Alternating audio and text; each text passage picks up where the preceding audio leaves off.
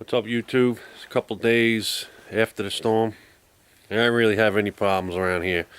Got some gusty winds, but not much. I mean, I see that winds like that all winter long, and it really didn't even get that much rain. So, all in all, it's good around here. You know, maybe I'm gonna take a ride out in the woods and see if any trees are down, but I don't think I'm gonna find too many because it really just didn't rain that much. The wind was gusty enough to blow some trees down, but the combination of the rain and the wind would have did it, but we didn't get a lot of rain. But anyway, it's all well. I just want to talk about this lawn tractor I've been working on. I had an electrical problem with it. I figured out what it was.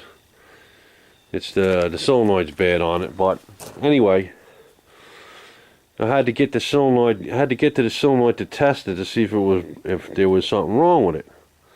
So the way this is a Husky I bought from Track Supply. It's a good little lawnmower. It was under $1,000. I had it for a couple of years now. It's got one of those what do you call those? Kohler engines in it, 17 horse. It's a good little machine. But I tell you, sometimes when I'm working on these machines, it just boggles my mind how they put these things together.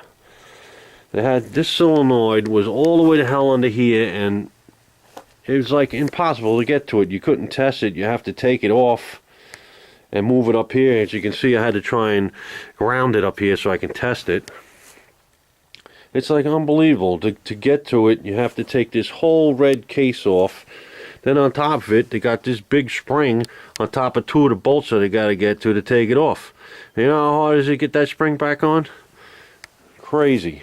Every time I'm working on something, I always come across the same problems. I just sit there and figure, well, how the hell did they design this thing and put it together and get to it? How do you get to these parts?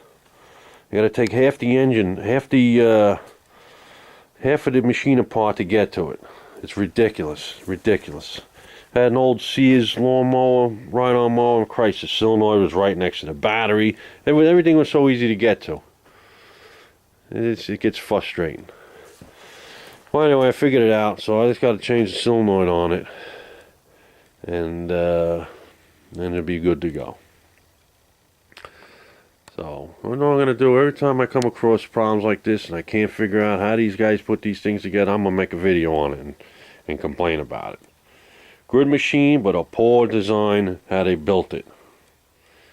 To get to work on it, if I brought it into the guy to fix it, I mean, maybe he would have got it out the way I did, but he probably would have took half the thing apart and charged me 3-4 hours in labor just to change the solenoid.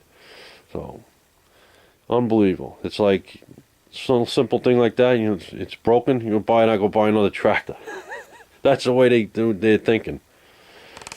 Well, anyway, alright, YouTube, enough of me rambling on. Take it easy.